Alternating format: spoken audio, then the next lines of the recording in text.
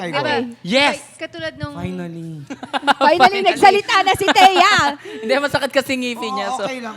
Te. Pahinga ka. Go lang. May chika ka. No, katulad nung sinabi mo na, yun nga, yung may mga palya ka din with editing or like doon mismo sa pag-shoot, yun nakakalimutan mo Yeah. kung saan na yung eyeline mo or whatever.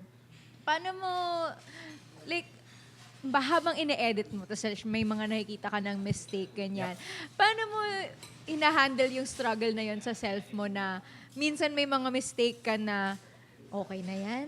Parang wala na tayong magagawa dyan?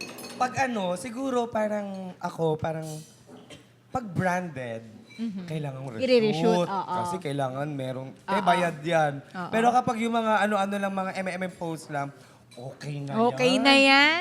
Pick your okay battles. Na to. Oo. Minsan nababasa ko na lang yung mga comment. Saan ka nakatingin? Mga gano'n.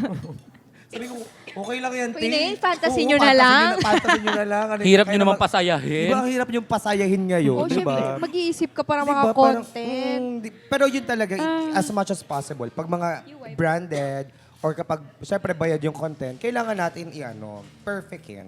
Oo. Ganun. Pero kapag yung mga nagkakamali talaga ako, minsan nire-reshoot ko talaga. Reshoot talaga malala. Hindi ka ba nauubusan ng Yan. ideas? Common na problema yan, Diyos ko. Hindi. Like parang, Ewan ko, parang, ang dami ko nga sa notes, hindi ko pa nga nagagawa. Naloloka na sa akin yung notes ko, hindi.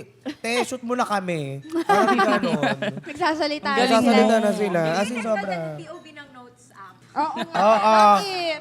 Te, gawin mo na kami, te. Oo, Yung POV ng nagpo-procrastinate notes. ka, Diba? ganon. Pwede At saka yun. yung notes na nilalak mo pa kasi andun yung mga password mo, Yes. mga Oh, diba? login Ang dami niyang- details, ang dami diba? niyang ideas. Ganon. Oo. So, eto. Back to ano. Ay, sorry ha. Sige, support kita dyan. Okay lang, Et, babe. alam niyo mas okay pang hindi siya nagsasalita, no? Eto, talking about 2026, okay?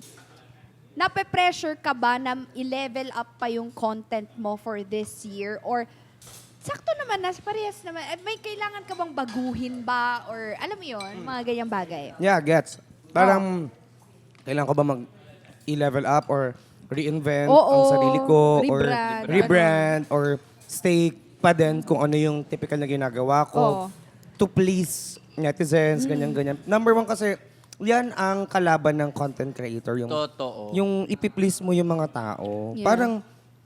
Parang for me, na-establish ko na yung sarili ko na you do you. Parang kung ano na lang yung nagpapasaya sa'yo, gawin mo. At tsaka kung ano saka masaya, gawin mo pa rin. Continue mo pa din. Pero sumasagi din naman sa isip ko na mag-level up, mag-reinvent. Kasi ano ko naman yun parang sariling improvement ko naman yun. Sa akin naman yun para sa akin naman yun. Ikabubuti ko naman yun. And baka may mas mag-open pang opportunities Yes. dahil nag-level up ako. 'Di ba? Alam mo yun. Pero para sa mga nagsisimula pa na ng content creator, as a content creator, ano muna kayo, huwag kayo ma-pressure sa mga netizens and huwag kayo ma-pressure sa sarili nyo. Dahil yan talaga ang kalaban. Minsan ang hindi kapwa content creator ang competition Ikaw mismo, sarili mo ang competition mo. Eto, Naniniwala ka ba doon, Oo, Cheska? naniniwala. Yeah. Ako si Cheska. Chiska ka. Cheska. Hindi, pero di ba, syempre yung ang sobrang talino mo mag-content. Tapos syempre naman ang goal mo lang mag-content is para maging nakakatawa to share genuine happiness sa mga tao. Pero may mga times ba na hindi parang lumapat yung content na ginawa mo to a point na napikon yung mga tao, hindi sila natuwa. Anong Oo. ginagawa mo? Oo, ano ba to? Parang bashing.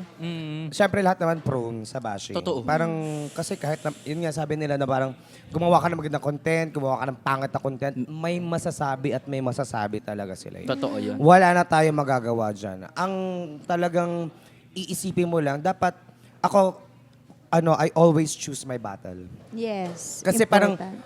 pag may nabasa akong ganyan, sa sinasabi ni Mark, parang, patulang ko ba to? Labanan ko, sagutin ko ba to?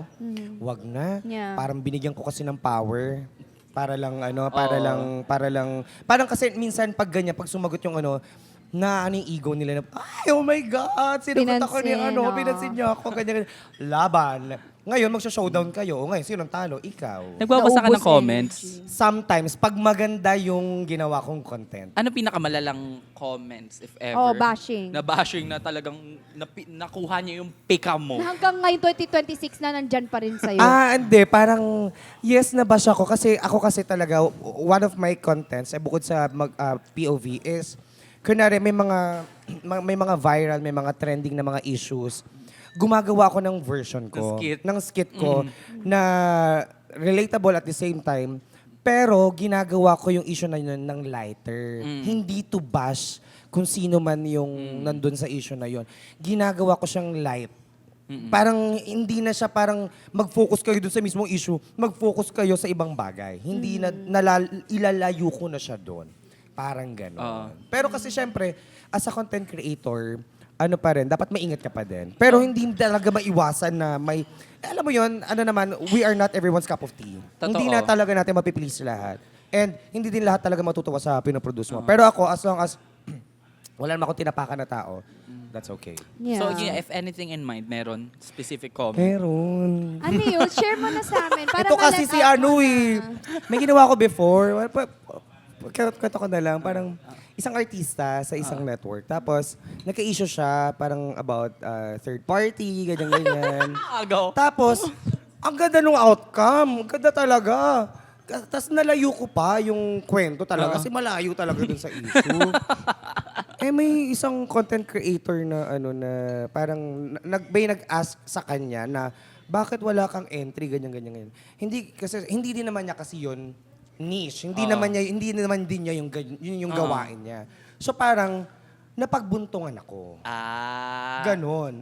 Ako naman, ever since 2020 pa lang, ganun Ginagawa yung niya ginagawa na. Oo, ko. totoo, gets. Nilalagay ko yung sarili ko sa film or sa issue, ganyan. Pero, pinapagaan ko yung issue. Gets. As in, gets. ang layo talaga, be. Parang So mula... ano yun, parang nasabihan ka na, like, bakit mo ini-involve yung sarili mo sa issue na yun? Hindi, Or- parang Siya parang yung buhay na buhay ka pag chismis, ah. Charot lang. Charot lang. Hindi, pero parang naikumpara. Oo, Yung napagbuntungan. ginagawa ko doon sa content creator Okay. na yun. Pero that's okay kasi talagang part talaga ng social Oo, media. normal na nangyayari yun. Normal talaga siya, pero nasa sayo talaga kung Yung isa paano mo siya. mapapabuti, di ba? Isa, buti ka pa, ganito ka. Samantalang itong si isa, buwisit siya. na ganyan. May Yes, mga kung ganyan compare ka talaga ng mga tao.